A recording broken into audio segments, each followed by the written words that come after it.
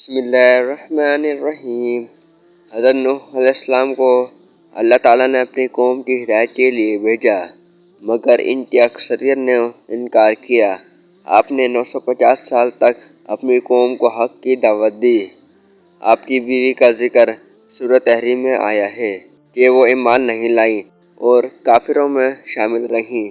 سورۃ التحریم میں اللہ تعالیٰ نے فرمایا، اللہ نے کافروں کے لیے نوح کی بیوی اور لوط کی بیوی کی مثال دی، جو نیک بندوں کے نکاح میں تھیں مگر انہوں نے خیانت کی، پس ان کے شوہر انہیں اللہ کے عذاب سے نہ بچا سکے اور انہیں حکم دیا گیا کہ جہنم میں داخل ہو جاؤ۔ رسول اللہ صلی اللہ علیہ وسلم نے فرمایا، نوح علیہ السلام کی بیوی ایمان نہ لائیں اور قوم کے ساتھ ہی غرق ہو گئی۔ آپ کے بیٹے کا ذکر سورہ ہود میں کیا گیا ہے کہ وہ ایمان نہیں لایا اور طوفان میں غرق ہو گیا۔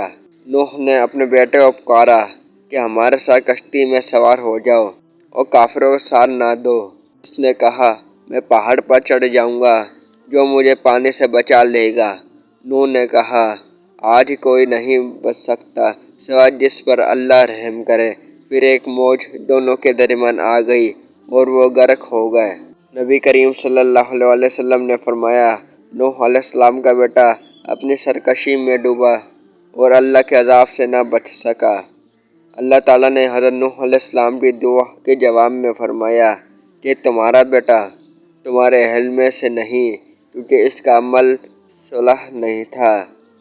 اس واقعے سے معلوم ہوتا ہے کہ نجات صرف ایمان اور نیک اعمال سے ممکن ہے، نہ کہ صرف کسی نبی یا ولی کے رشتہ دار ہونے سے۔ حضرت نوح علیہ السلام کو اللہ تعالیٰ نے اپنی قوم کی ہدایت کے لیے بھیجا، مگر ان کی قوم کے سرداروں اور اکثریت نے انکار کر دیا۔ آپ نے 950 سال تک انہیں اللہ کی ہدایت کی دعوت دی، مگر وہ سرکشی میں بڑھتے گئے اور آپ کو مذاق اڑانے لگے۔ سورہ ہود میں اللہ تعالیٰ نے فرمایا، اور نوح کی طرف وحی کی گئی کہ تمہاری قوم میں سے جو ایمان لا چکے ان کے سوا اب کوئی ایمان نہیں لائے گا، پس تم ان کے اعمال پر غم نہ کرو۔ جب قوم نوح مسلسل انکار کرتی رہی تو اللہ تعالیٰ نے حضرت نوح علیہ السلام کو ایک عظیم طوفان کے ذریعے ان پر عذاب نازل کرنے کی اطلاع دی اور انہیں ایک کشتی بنانے کا حکم دیا۔ سورہ ہود میں اللہ تعالیٰ نے فرمایا، اور ہماری نگرانی میں اور ہماری وحی کے مطابق کشتی بنا اور ظالموں کے بارے میں مجھ سے بات نہ کرنا، بے شک وہ غرق ہونے والے ہیں۔ مفسرین کے مطابق حضرت نوح علیہ السلام نے اللہ کے حکم سے ایک بہت بڑی کشتی بنائی۔ مختلف روایات کے مطابق کشتی کی لمبائی تقریباً 300 ہاتھ، چوڑائی 50 ہاتھ اور بلندی 30 ہاتھ تھی۔ یہ 3 منزلہ تھی، جس میں نیچے جانور، درمیان میں انسان اور اوپر پرندے رکھے گئے۔ یہ کشتی لکڑی کے تخت اور کیلوں سے بنی تھی۔ سورۃ القمر میں اللہ تعالیٰ نے فرمایا، اور ہم نے نوح کو تختوں اور کیلوں والی ایک کشتی پر سوار کر دیا، جو ہماری نظروں کے سامنے چل رہی تھی۔ بدلہ تھا اس شخص کا جسے جھٹلایا گیا تھا۔ حضرت نوح علیہ السلام کشتی بنا رہے تھے تو ان کی قوم کے لوگ ان کا مذاق اڑانے لگے۔ سورہ ہود میں اللہ تعالیٰ نے فرمایا، اور وہ کشتی بناتے تھے، اور جب بھی ان کی قوم کے سردار ان کے پاس سے گزرتے وہ ان کا مذاق اڑاتے۔ نوح نے کہا، اگر تم ہم پر ہنستے ہو تو ہم بھی تم پر ہنسیں گے جیسے تم ہنستے ہو۔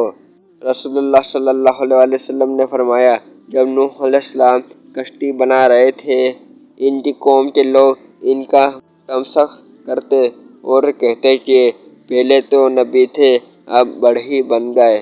جب نوح علیہ السلام کی کشتی مکمل ہو گئی تو اللہ نے انہیں علامت دی کہ جب زمین سے پانی ابلنے لگے تب مومنین اور ہر جاندار کا ایک جوڑا کشتی میں سوار کر لو۔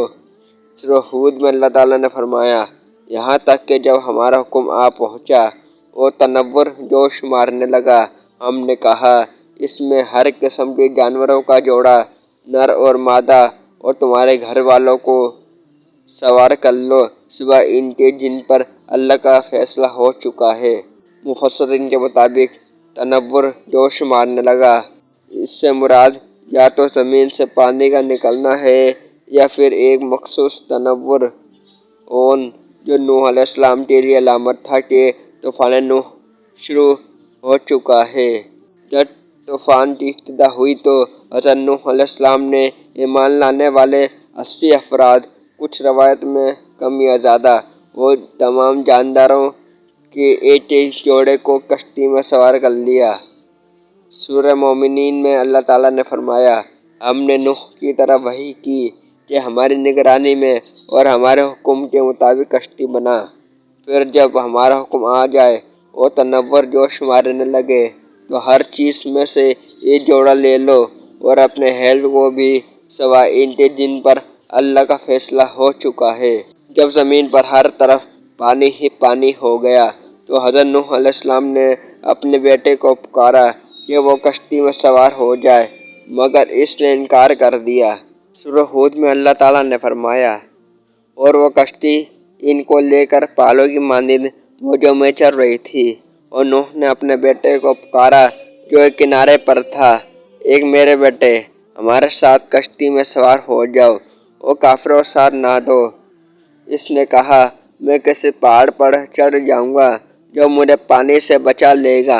नूह ने कहा, आज अल्लाह के हुक्म से कोई बचाने वाला नहीं सिवाय जिस पर वो रहम करे। फिर एक मौज दोनों के दरमियान हायल हो गई और वो गर्क हो गया। जब तमाम काफिर हलाक हो गए तो अल्लाह ने ज़मीन को पानी गज़ब करने का हुक्म दिया और कश्ती जूदी पहाड़ पर रुक गई। सूरह हूद में अल्लाह ताला ने फिर फरमाया और कहा गया, ए ज़मीन अपना पानी निकल ले, और ये आसमान थम जा, और पानी कम कर दिया गया और मामला तय कर दिया गया और कश्ती जूदी पहाड़ पर ठहर गई और कहा गया, जालिमों पर लानत हो।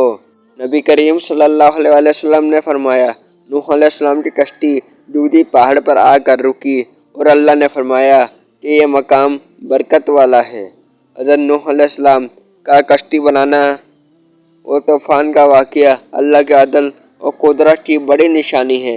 इससे हमें यह सबक मिलता है कि अल्लाह के अज़ाब से सिर्फ ईमान और नेक अमाल ही बचा सकते हैं और अल्लाह के रसूलों की अताअत ज़रूरी है, वरना हमारी तो हलाकत मुकर्रर बन जाती है।